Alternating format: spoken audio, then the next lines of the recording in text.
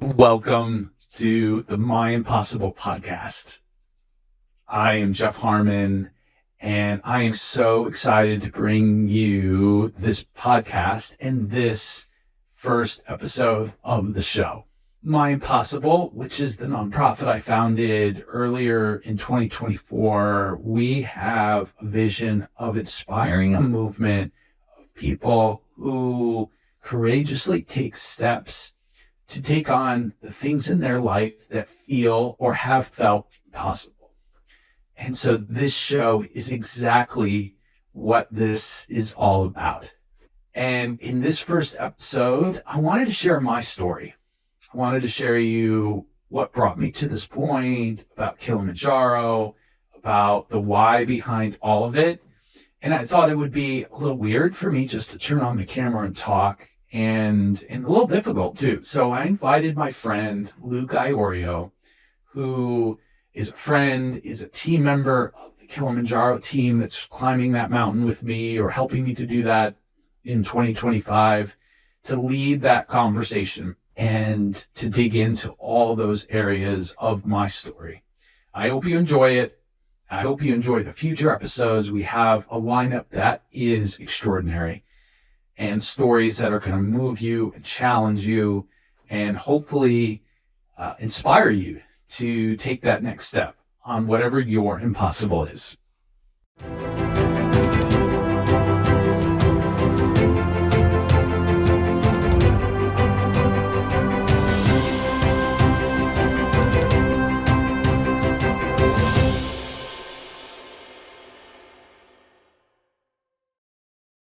The image that continues to run through my head is you on the bank of the river once you'd crossed the river at the bear crawl.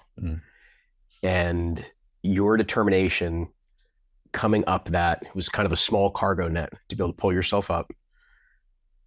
And I thankfully had been directed by part of the team that was there with More Heart Than Scars, who I'm sure we'll chat a little about, to get up top. And I remember kind of locking arms with you to get you up over what there was, to get you up the rest of the way over that bank.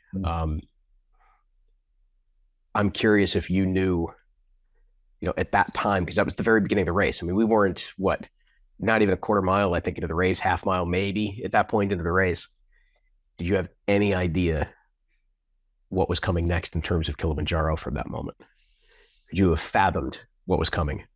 No. I at that moment, and in that race, the bear crawl, that was May of 2023, I thought that this was going to be a one-off. Yeah. I did not have images of multiple Spartan races. Yeah. I think at that point there was a thought like, I'm doing this. I wonder if I could climb a mountain. Yeah. But in my mind, I'm thinking the Torn, which is a mountain here, small mountain here in northern New Jersey. So I had no idea. But as I think about that whole experience and even crossing that finish line with Michael Arrowwood and Mike Green on my side, like something shifted in me through the course of that. What was that? 4 hours, 5 hours, whatever that was. Something absolutely shifted in me in that race and over the course of that weekend. Now that you're able to look back, can you place your finger on what shifted? I can remember a moment when we were in the middle of the woods on that race course. And I was literally off the ground in my wheelchair. I remember that. I was literally off the ground. And I remember thinking, I'm doing the impossible. And that was even before I had the notion of a name or of a nonprofit or, like you said, of anything to do with Kilimanjaro. But that definitely was a thought in my mind and probably tears in my eyes. I am doing, because of this chair because of the people around me. I am doing something impossible that I could never do in any other way or manner by myself. Yeah. So then let me just fast forward for a moment.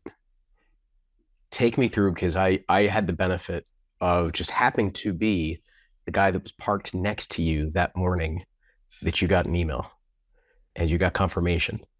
Take me through that moment of receiving, like, oh my God, this is going to be a reality. Well, that was just like the final moment of, oh, we actually have dates on the calendar to climb Kilimanjaro. But I remember the moment when there had been a time when the thought of Kilimanjaro, improbably, because why Kilimanjaro? Right. I have no connections to that mountain.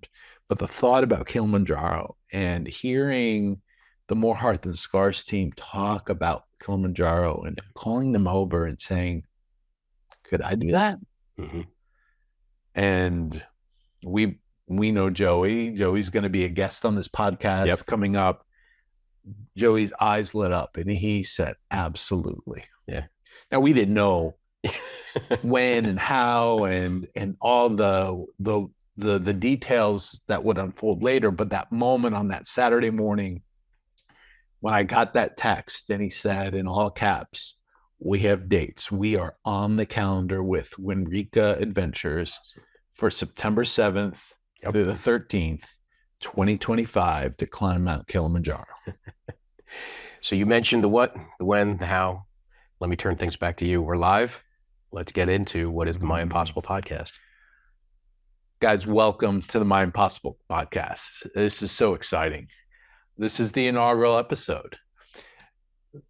My Impossible's mission is to ignite a movement around the world of people taking on their impossible. For me, and we've already started to talk about it, for me, my impossible in this season of my life is to climb Mount Kilimanjaro. And we're going to do that next September of 2025.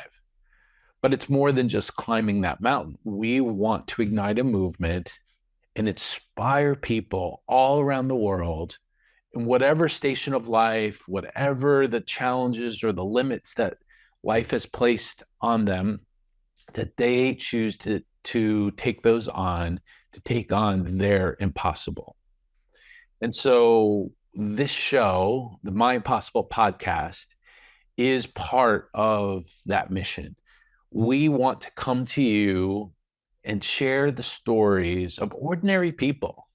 Now, maybe time and again, we'll have a sort of a celebrity, someone whose name you might know, but we really want to bring you the stories of ordinary people who are or have taken on their impossible. And this show is going to be about their stories, highlighting what they're doing, and hopefully create community by you, the audience, just hearing their stories, and that somehow, some way that would inspire you to step into whatever your impossible is. And I thought for this inaugural episode, because much of what brought us to this point is my story, I thought it was a little weird for me just to host myself. So I invited my very good friend, Luke Iorio, and not only friend, but now teammate, team member of the Kilimanjaro team, to host and for us to dive into this conversation together. Outstanding. So let's begin, because there's something that I just connected in what you just shared about, this helping individuals recognize there is something that maybe has been blocking them, something that they have seen as way too formidable for them to take on. And so they haven't moved. The inertia has set in, the inaction has set in. And part of this is to begin to help them recognize what becomes possible when we do this together. And I think it's interesting because what snapped through my mind was the very first time that we met and where we met. Because so we met through a group called F3, Fitness Fellowship and Faith. You can find it at f3nation.com. And it's an organization that is devoted to bringing men together. They use kind of the excuse of fitness to give us a reason to gather. And then it creates an extraordinary amount of camaraderie, but it's really meant to get men back in motion, to get them, from that place of what they refer to as the sad clown, that kind of malaise that may set in for a lot of men at different stages of their life. And how do you get them active again? How do you get them back into brotherhood? How do you move them forward? And so that's a very different angle, but very similar values to what's going on with My Impossible. And that's actually where you and I met first. Yes. What got you there? And what kept you there? Yeah. I know there's a story to that too. So 48 years old, this was 2022, 48 years old, and realizing I didn't have a squad. I didn't have a group of friends that I could count on unconditionally. I had great friends over my life, but realizing in the fall of 22, there was a huge gap in my life. And through the instigation of a good friend who knew of F3, he said, why don't you check them out? And lo and behold, there's a site, an F3 site, 15 minutes away from my house that meets 3 times a week. And I sent that email. I said, hey, tell me a little bit about it. Where do you guys meet? What time do you meet? And there I was. That's how the one Saturday morning, I think it was cold December day of 2022. And there I was, scared. Like, what am I doing here? I am in a wheelchair. I do and did work out, but I can't do most of the stuff that these guys are doing. It was very intimidating. The fellowship of F3 was wonderful almost immediately, but I had my doubts. Even in that first moment, as good as that was, as welcomed as I felt, I had my doubts. And even those doubts remained, if I think about it, until a moment, I think it was around March of 23. I made it through the winter, really cold. That was a really cold winter. 3 degrees, 0 degree days that we were out there working out. And I remember driving to a larger gathering of F3 groups in a neighboring town and thinking, what am I doing? Why am I? This is ridiculous. I went. It was an amazing experience. That was my first time at one of those convergences. And I remember calling the friend. Actually, I didn't call him. I left him a voice memo via text in my car, in the parking lot down there. And I was beyond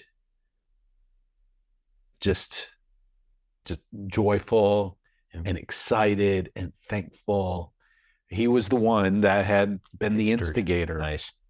And I still have my doubts. I still have my doubts. Yeah.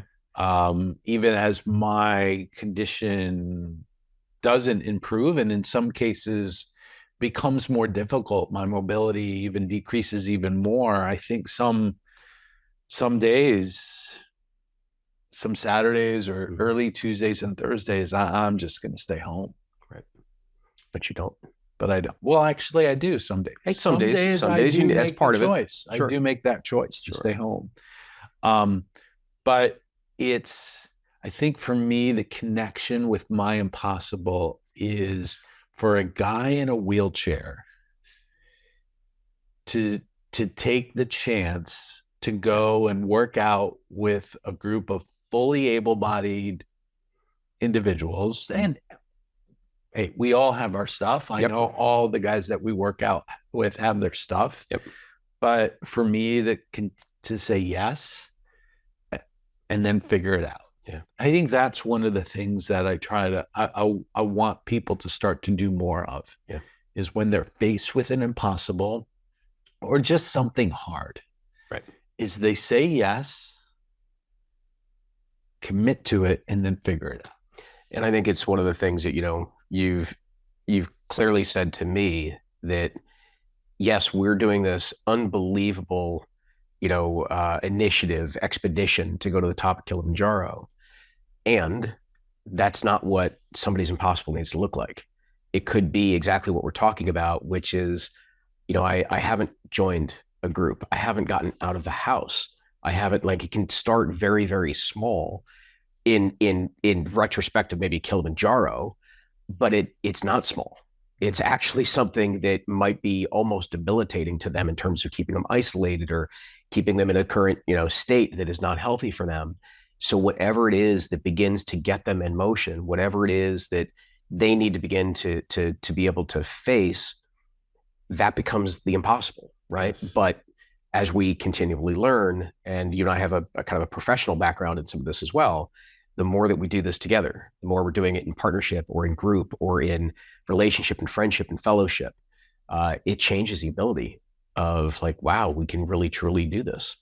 Right? Yeah, our tagline, if you want to call it that, for My Impossible, that organically it wasn't some marketing shtick. Right. We didn't hire some team to come up with these words, but it just organically flowed from the experiences. My impossible is our possible.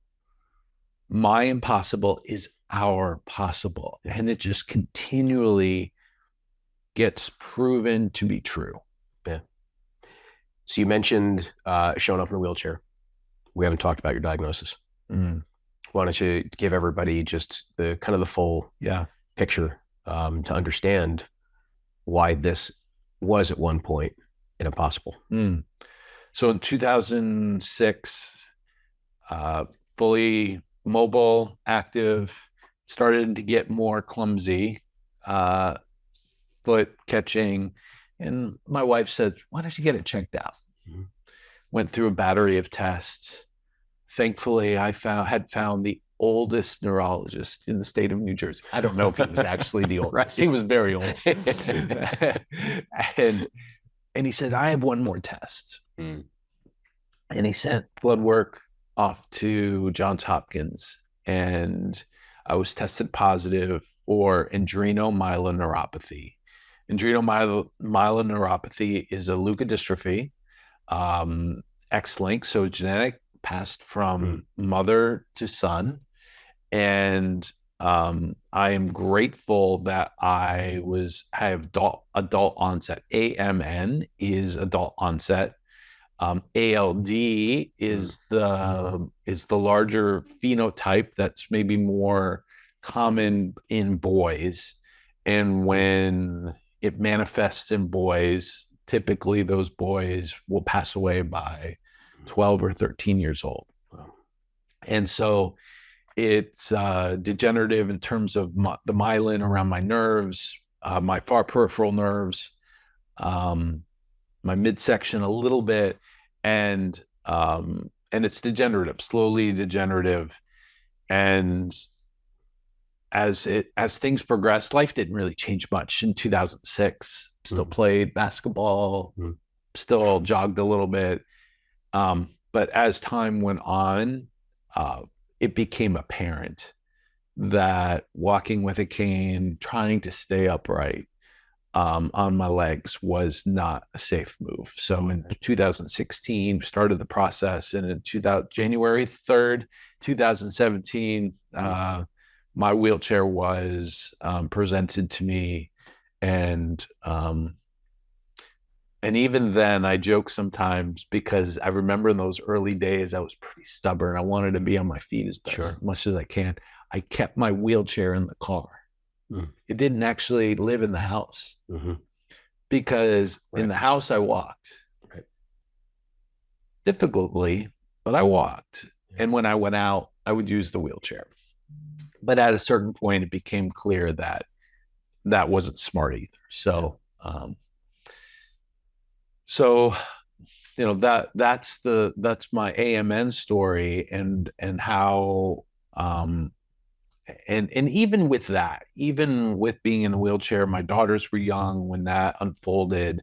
I've always felt a calling to be a person in the world that told a different story about disability.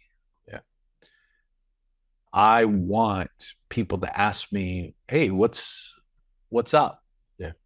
I want little kids who whisper to their mom about why he's in a wheelchair to come over and ask me.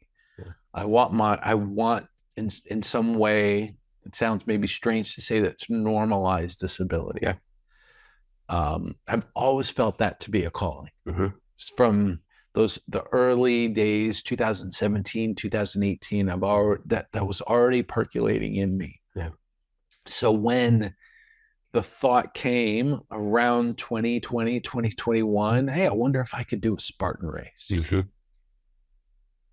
It wasn't, and then ultimately Kilimanjaro, it's never, for me, it's been always more than just the thing. The Spartan race, F3, Kilimanjaro, it's about a message to the world. Yeah. Take us further into that, because we talked a little bit about, we kind of hinted at some of the why behind this, but let's be explicit. What is that message? Why are we taking on this expedition? And why this podcast even? Like the real deep why of this. I want people to live a full life, fully alive.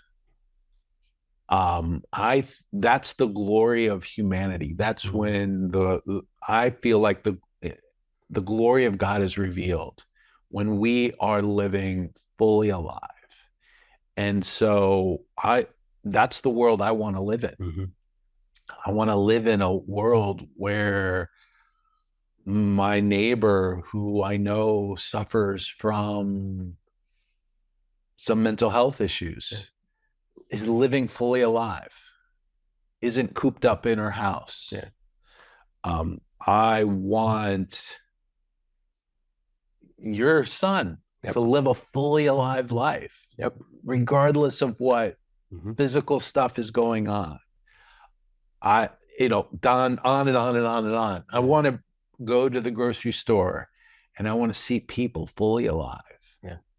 And so that's the bigger why. And so for me, taking on a massive challenge is a not that the smaller challenges are irrelevant, because they're not. I mean, I can't tell you how many times people come up to me at Costco. Right.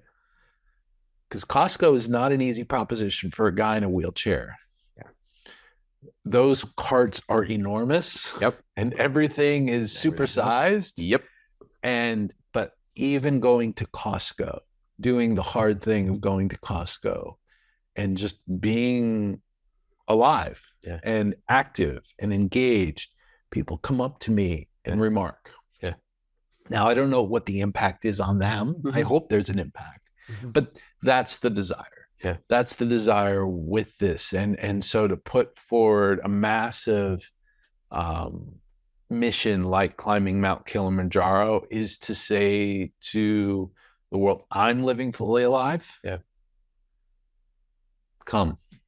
It is, I love that. And the way that you framed it is that at any given time, it's not necessarily Kilimanjaro, but at any given time, we all have a mountain we're facing.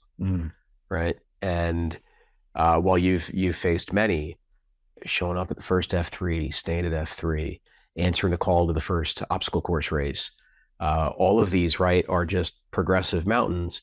And now, even as you said, things started shifting. Well, then they started shifting. It's like, well, I did that mountain. I could take that one on. And now we're going after Kilimanjaro. And it builds this beautiful momentum behind whatever it is that we're after, that helps us come fully alive so that we can live fully, love fully, experience fully inside of this life. I remember you and I having breakfast one day, and we were kind of reflecting on this was early on, earlier this year, and we were reflecting on where we were at. And we were talking about Kilimanjaro, and I remember saying, you asked me why. I think you were actually asking me why, similar to what you're doing today. And I said, it would be a waste for me to just simply climb Kilimanjaro, quietly among friends and then move on. It would be a waste. Yeah. And that would be a shame. Yeah. Because this is a moment. This is a moment that's in front of us. And the question is, well, what are you going to do with it? Yeah. Are you going to live, at least take the risk of trying to live a bigger story in this, or make it just about you? And that would have been a waste. So take us into this part of that bigger story, because we also had another breakfast where you were sitting on the fence as to, do I really make this a nonprofit? Do we, like, all of a sudden, if I do that, this becomes an even more, solid thing that's moving forward? Yeah. Well, in the early stages, the thought was, well, we're just going to piggyback on a existing nonprofit, and raise money and do some things along those lines. And it became clear at a certain point that that wasn't realistic. And so I had a choice to make. Yeah. And the choice was, it became clear in time that we needed to create our own nonprofit organization. And to be the fuel, to be the hub, not just for raising money, but the place where the message can live. Yep. This message of hope, this message of fully alive, this message of the impossible being made possible. And so My Impossible was born this spring. And now we're certainly raising money for the climate's health. It's a massive endeavor, but we also are using My Impossible and those fundraising activities to fuel other things, like providing grants, doing a documentary that tells the larger story of this. And who knows? People ask me, my wife asks me, well, what will My Impossible be after Kilimanjaro? And I have some ideas, but they're just seeds. I really don't know. I mean, My Impossible is part of My Impossible. I have zero experience raising money.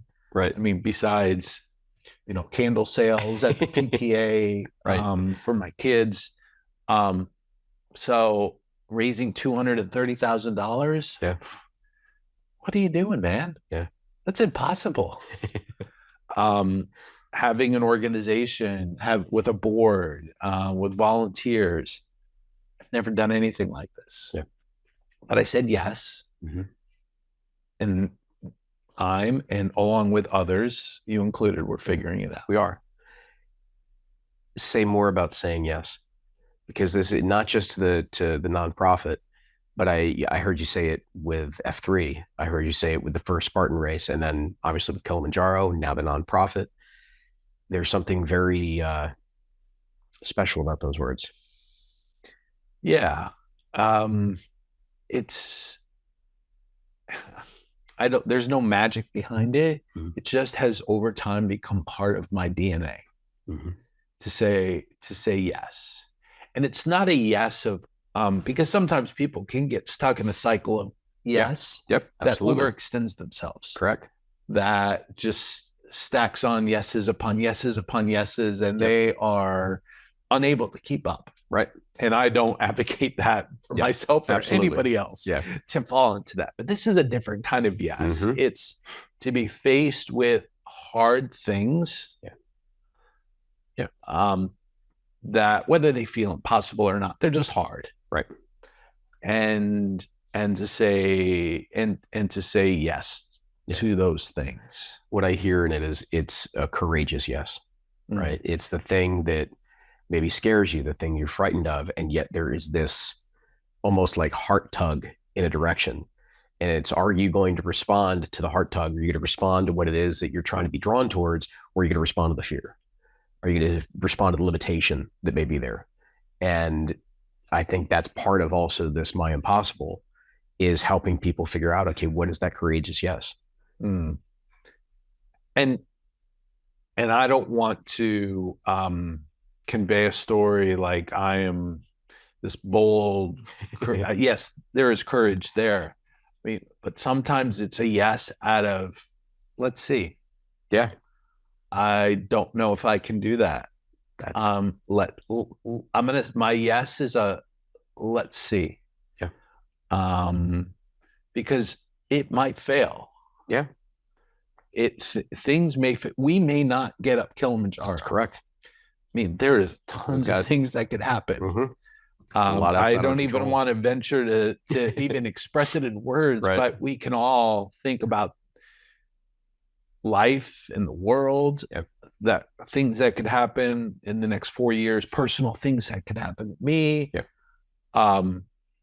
So we may even get to day 2 and there's an injury or I get sick or someone, whatever it is. So, but even saying yes and getting to this point, we're about 6 months into this journey towards Kilimanjaro. The yes in this journey so far is already success. And the success is only going to build. And if we only get to the base of the mountain next September and something happens and we can't even begin our climb, it's success. So the yes is let's see. Yep. And for anybody else, you may have recognized that as absolutely a courageous yes. Jeff just doesn't want to admit the fact that it's courageous. I'm not going to let you get away with that. Got it. I think the last thing that I wanted to circle around on, that's an important part of the story, is your faith. Because you wouldn't be saying yes. You wouldn't have said yes to any number of things. You wouldn't be approaching this in the way that you are if it wasn't for the strength of your convictions and your faith. And I was just wondering if you'd say a bit about how your connection to God, to Christ, to your faith specifically, knowing obviously we've got a team that comes from all sorts of different faiths. It's not, specifically some type of Christian mission or something like that we're on. That said, I know it's part and parcel to who you are. It's interesting. I'll just share a story. I was talking to a potential sponsor for My Impossible and our Kilimanjaro climb, and they were on our website, and they expressed some resistance, or not resistance, hesitancy. Right. They represent a very diverse set of employees and clients. And I am on the website, myimpossible.org. I talk about my faith. I talk about this idea of the glory of God and living life fully. And they said, I don't know if we can get behind that. And they may choose not to. And that's okay. But what I said in that moment was, that's my story. That's my personal mission. But that's not the mission of converting people to following Jesus. While I would love the opportunity to have that conversation, that's not the mission of My Impossible.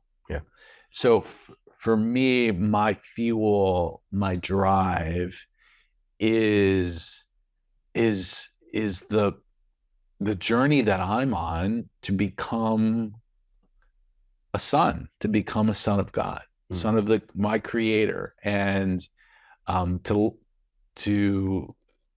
bring the fullness of that into my life, into the world, into every corner that He's called me to be and to do. And so it's my fuel. And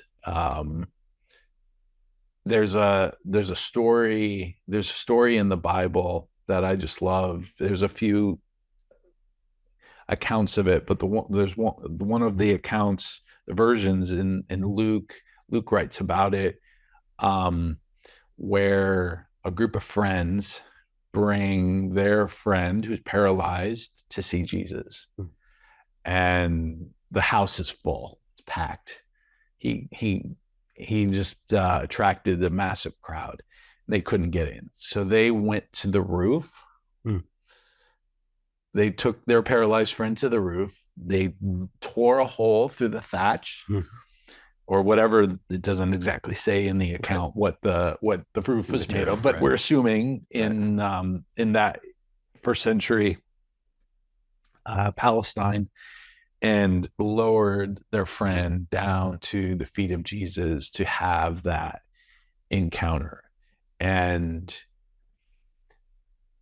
it was transformational for that person. It was transformational for that friend. It was transformational for the witnesses of that experience. And so for me, part of my why is certainly, and the fuel is my faith. I want to bring everybody along with me and us through this process to have a transformational experience, that we are different because of it. And I think that's one of the things you and I have spent a lot of time, talking about, which is, originally I think we asked it as for each member of the team that's already signed on, what's your why? But then you and I, as we evolved the conversation, the question is really, what do you want this to mean? Right? We've been presented with an opportunity, an experience that's in front of us. And what is it that we want this to be? Yeah. Right? Allow this experience to actually transform us to become something, even greater, even fuller in the process of us trying to do this. And I think that's what, you're inviting a lot of people into with this podcast, with these stories, with the mission itself of My Impossible, is to figure out, okay, what do you want this to mean? Whatever it is that you're going to go after, it's not necessarily about the thing. It's not about the achievement. It's not just the picture at the top of the mountain, right? It's, what do you want this to mean? Who do you want to become through this process? Yes. Yeah. There's one of my teachers in life who doesn't know he's my teacher. His name's Dallas Willard. He's passed away in 2013. Philosopher, theologian, teacher out at USC, author. He said, God is far more interested in who we become than what we do. And so I really, part of that quote just is such a powerful, has had a powerful influence on me. And so the invitation is, through this process, is for all of us to become. And then our becoming, the doing will happen. Yep. But it's a secondary priority or secondary of importance than who we become in this world. Yeah. Jeff, I think I've fulfilled my role as interviewer. Yes. It's up to you to bring us home and how you want to wrap this up. So I toss it back to you. Thank you. I just invite you to come with us in whatever way that might look. Subscribe to the podcast. We will have an episode every other week with stories of ordinary people stepping into their impossible. Join us here on the podcast. Go to myimpossible.org. Check us out there. If you click the donate button in the top right, that'll take you to a larger page that tells the story even more, where you can learn about how you can get involved and support us. But come along in whatever way that is. Come along with us. Be part of the team. Consider yourself now, after listening to this, watching this, that you are part of the team.